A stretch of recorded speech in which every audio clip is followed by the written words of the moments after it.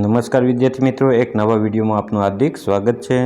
તો વિદ્યાર્થી મિત્રો, આજે આપણે ધોરણ 7 વિષય ગુજરાતી ભાગ નંબર 2 એકમ નંબર 6 અવિરામ યુદ્ધ, જે સરકાર દ્વારા પ્રાથમિક શાળાઓમાં બાળકોને સ્વઅધ્યયન પોથી આપવામાં આવેલી છે, એનું આજે આપણે એકમ નંબર 6 અવિરામ યુદ્ધનું સમજ સાથેનું સચોટ સોલ્યુશન કરવા જઈ રહ્યા છીએ। તો વિદ્યાર્થી મિત્રો, શરૂઆતથી માંડીને અંત સુધી આપ આ વિડીયોમાં બન્યા રહેજો। તો વિદ્યાર્થી મિત્રો, આપની સ્વાધ્યાય પોથીમાં લખવા માટે વિડીયોને સ્ટોપ કરીને પણ આપ લખી શકો છો। એકમ નંબર 6 અવિરામ યુદ્ધ। પ્રશ્ન 1, આપેલા શબ્દોના દરેક મૂળાક્ષરો પરથી નવો શબ્દ બનાવો। ઉદાહરણ તરીકે, જો અવિરામ છે વિદ્યાર્થી મિત્રો, તો અમાં એક શબ્દ લઈને અમાંથી અનિલ, તો એવું વિદ્યાર્થી મિત્રો નથી કે આમાં લખેલું છે જ લખો। અમાંથી અવિરામ લખ્યું, વીમાંથી વિરલ લખ્યું, રમાંથી રાક્ષસ લખ્યું ને મમાંથી મનુષ્ય લખ્યું। તો વિદ્યાર્થી મિત્રો, કોઈ પણ શબ્દથી જે ચાલુ થતો હોય એ રીતના આપણે લખી શકીએ। ઉદાહરણ તરીકે, જો અહીં લખેલ છે કે દરિયો, તો પેલો અક્ષર દ લીધો, દમાંથી આપણે દવા લીધું। ઉદાહરણ તરીકે દવાખાનું લખ્યું હોય, પછી કોઈ દયા લખ્યું હોય, પછી દાનવ લખ્યું હોય, પછી દિન લખ્યું, બધું ચાલે। તો દ ઉપરથી દવા લખ્યું, બીજો શબ્દ રી ઉપરથી રીમઝીમ લખ્યું ને યોમાંથી યોગેશ લખ્યું। એવું નથી કે યો છે તો યોથી જ લખવાનું, ય ઉપરથી યતીશ પણ લખી શકો, યમ પણ લખી શકો, બરાબર, કોઈ પણ લખી શકો। હિમાલય છે તો ઈથી હિના, માથી માછલી, લથી લસણ, માછીમાર છે માથે માજી, છી છે છીંક, માથે મારા, ભગવાન છે ભથી ભણતર, ગથી ગગન, વાથી વાનર, ય છે તો યથી યજ્ઞ, રથી રમેશ ને નથી નરેશ। તો વિદ્યાર્થી મિત્રો, આ રીતના પણ આપણે લખી શકીએ। પ્રશ્ન નંબર 2, ઉદાહરણ મુજબના શબ્દો પાઠ્યપુસ્તકમાંથી શોધીને લખો। ઉદાહરણ તરીકે, જો તમને એક શબ્દ આપ્યો છે ઉપરા ઉપરી, તો એવા જે ડબલ અર્થી, જે દ્વિઅર્થી એકને એક શબ્દ હોય, બરાબર, ને ડબલ વખત જે આવતો હોય, ઉદાહરણ તરીકે જો મેં નીચે લખેલા છે કે ટોળે ટોળા, બૂમા બૂમ, આકાશ પાતળ, ઉછળી ઉછળી, રામ રામ, હાલક ડોલક, દૂર દૂર, વહેલું મોડું, પરંપરા, દોડી દોડી, ડુંગર ડુંગર, એકે એક। તો આ રીતના વિદ્યાર્થી મિત્રો આપણે પાઠ્યપુસ્તકમાંથી શોધીને શબ્દો લખવાના છે। પ્રશ્ન નંબર 3, સમાન અર્થવાળા શબ્દોની જોડ નીચે લીટી દોરો। સમાન અર્થવાળા જે પણ શબ્દો વિદ્યાર્થી મિત્રો આમાં લખેલા છે, એમાંથી એની નીચે આપણે લીટી દોરવાની કીધી। તો ઉદાહરણ તરીકે જો મોજા, તો કે દરિયાના મોજા, એને મોજા કહેવાય। મશગુલ, તો કે લીન, તો કે ભાઈ આ તો પાઠ્યપુસ્તક વાંચવામાં સાવ મશગુલ થઈ ગયો, લીન થઈ ગયો, એટલે એનો પણ અર્થ એ થાય છે। બાકી જો વિદ્યાર્થી મિત્રો, પેલું છે કે પ્રચંડ, તાકાત, બરાબર, તો પ્રચંડ ને તાકાતનો અલગ અલગ અર્થ થાય છે। આક્રન ને આકરું, આક્રન તો કે રુદન કરવું, આકરું એટલે બહુ કઠોર હોવું એવું। ઘેલછા ડાફણ, ઘેલછા એટલે ઉદાહરણ તરીકે આપણે માનસિકના અર્થમાં આપણે કહેતા હોય, ગાંડાના અર્થમાં, ને ડહાપણ એટલે ડાયો। તો એ વિદ્યાર્થી મિત્રો બધા સમાન અર્થ નથી થતા। જે મોજા દરિયાના મોજા, એમાં આપણે નીચે લીટો કરી દેવાનો છે। મશગુલ તો લીન એ પર્યાયવાચી શબ્દ છે, સમાનાર્થી શબ્દ। અવાજને ધ્વનિ પણ કહેવાય, ઘેલછાને ગાંડ પણ કહેવાય, પ્રચંડને ભયંકર કહેવાય ને આક્રનને વિલાપ કહેવાય। તો આટલા જે શબ્દો છે એની નીચે આપણે ખાલી રેખા કરી નાખવાની છે। પ્રશ્ન 4, આપેલા શબ્દોના સરખા અર્થવાળા શબ્દો શોધીને લખો। સરખા અર્થવાળા એટલે કે સમાનાર્થી શબ્દ, પર્યાયવાચી શબ્દ લખવાના છે। ઉદાહરણ તરીકે, વહાણ, સમુદ્ર, નાદ, મરણ, નાવ, જળ, આનંદ, આભ, સાગર, હરખ, અવસાન, ગગન, ધરા, સલીલ, રવ, જમીન। ઉદાહરણ તરીકે જો પવન છે તો પવનને અનિલ પણ કહેવાય ને સમીર પણ કહેવાય, વાયુ પણ કહેવાય, હવા પણ કહેવાય। તો એ રીતના દરિયો છે તો એને સમુદ્ર પણ કહેવાય, સાગર પણ કહેવાય, બરાબર, અવાજ એને નાદ પણ કહેવાય, રવ પણ કહેવાય, ધ્વનિ પણ કહેવાય, હોડી તો કે વહાણ પણ કહેવાય, નાવ પણ કહેવાય। તો ખુશી, ખુશીને આનંદ પણ કહેવાય, હરખ પણ કહેવાય, મૃત્યુ, અવસાન, મરણ, આકાશ, આભ, ગગન, ધરતી, ધરા, જમીન, પાણી, જળ, સલીલ। પ્રશ્ન 5, આપેલા શબ્દોવાળા વાક્યો પાઠમાંથી શોધીને લખવાનું કીધું આપને। માછીમાર, રાક્ષસ, રુદન, તુમુલ, યુદ્ધ, કરુણ, આક્રન।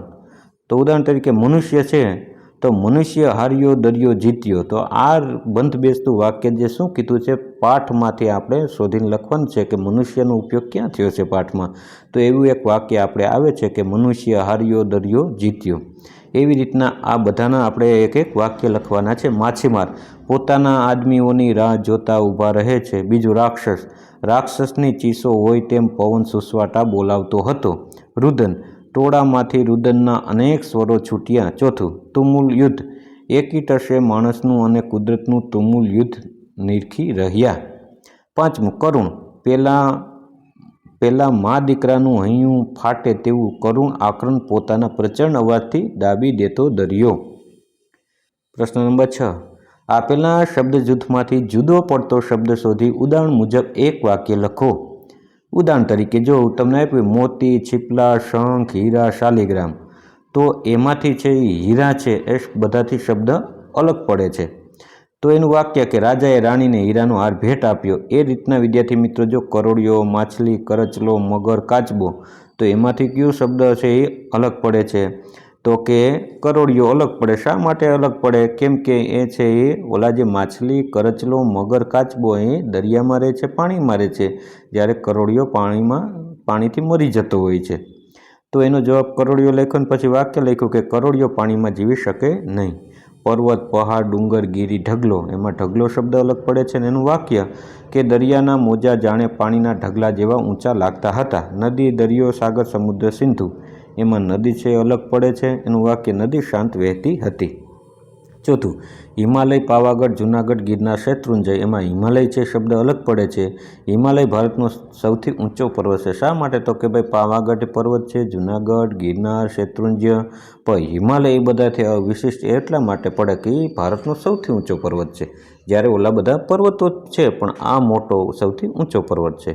તટ, તળાવ, કિનારો, તીર, કાંઠો, તો કે એમાં તળાવ, અમારા ગામમાં એક મોટું તળાવ છે. પ્રશ્ન 7, આપેલા પ્રશ્નોના જવાબ લખો. છોકરાના પિતા દરિયામાં મૃત્યુ પામ્યા હતા, છતાં પણ 1 વર્ષ પછી તે દરિયો ખેડવા શા માટે ગયો? કારણ કે દરિયાનું કામ તેના પૂર્વજોની પરંપરા છે અને બીકના માર્યા આ ધંધો છોડવું એને નાક કપાવવું લાગે છે. એકમના આધારે તોફાની દરિયાનું વર્ણન લખો. ડુંગર જેવા મોજા, પવનના સુસવાટા મોજા ઊંચળીને ખડકમાં પછડાઈને મોટો અવાજ સાથે અથડાય છે. ત્રીજું, દરિયા ખેડૂને બીજા કયા નામે ઓળખવામાં આવે છે? દરિયા ખેડૂને માછીમાર નામે ઓળખવામાં આવે છે. ચોથું, માણસ હાર્યો અને દરિયો જીત્યો એવું લેખકે કયા અર્થમાં કહ્યું છે?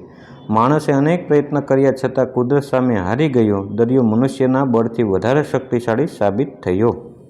અવિરામ યુદ્ધ શીર્ષક યોગ્ય છે. શા માટે?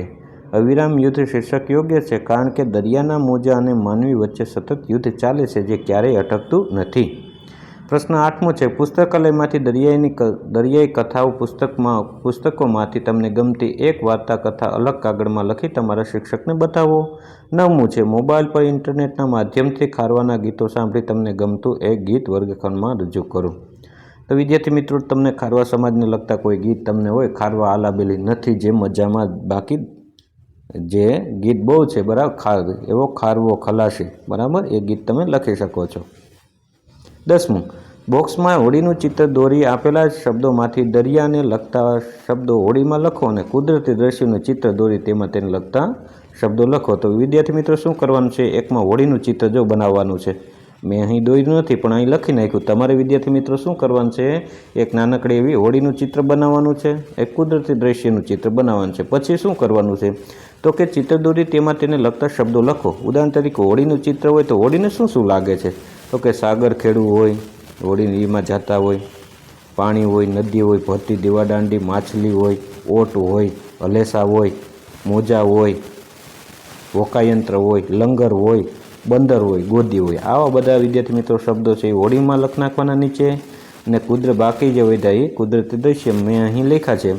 સાગર ખેડવું, પાણી, ભરતી દીવાદાંડી, માછલી, ઓટ, હલેસા, મોજા, હોકાયંત્ર, લંગર, બંદર, ગોદી. જ્યારે કુદરતી દ્રશ્યની નીચે જે આપણે દોરવાનું છે તમારે, ત્યારબાદ એની નીચે આ શબ્દો લખ નાખવાના: સંધ્યા, સૂર્ય, વૃક્ષ, નદી, પશુ, પક્ષી, પહાડ, ફૂલો, ગોવાળ, ઘર, બળદગાડું. તો વિદ્યાર્થી મિત્રો, આ તો આજનો વિડીયો. આ વિડીયો તમને કેવો લાગ્યો? જો વિદ્યાર્થી મિત્રો આપને આ વિડીયો સારો લાગ્યો હોય તો વિડીયોને એક લાઇક કરી દો, એક સુંદર મજાનું કમેન્ટ કરી દો અને તમારા મિત્રોને પણ આ વિડીયોની લિંક શેર જરૂર કરજો. અને આ વિદ્યાર્થી મિત્રો, તમે આ ચેનલ ઉપર નવા હોય તો મારી ચેનલ યુટ્યુબ ચેનલ જે સુરેશ સાહેબ નામની ચેનલને સબસ્ક્રાઈબ પણ જરૂર કરજો, કેમ કે આ ચેનલમાં આપને ધોરણ 6 થી 8ના બાળકો માટે ગુજરાતી, હિન્દી, સંસ્કૃતને કોઈ પાઠની સમજ હોય, કવિતાની સમજ હોય, સ્વાધ્યાયના પ્રશ્નોના જવાબ હોય, અભ્યાસના સ્વાધ્યાયના પ્રશ્નો જવાબ હોય કે સ્વાધ્યાય પોથી સોલ્યુશન હોય, તમામ મેં મારી આ યુટ્યુબ ચેનલ ઉપર મૂકેલા છે. તો વિદ્યાર્થી મિત્રો બીજા વિડીયોની પણ આપ જરૂર મુલાકાત લેજો. તો બાય બાય દોસ્તો, મળીએ આગલા વિડીયોમાં. નમસ્કાર.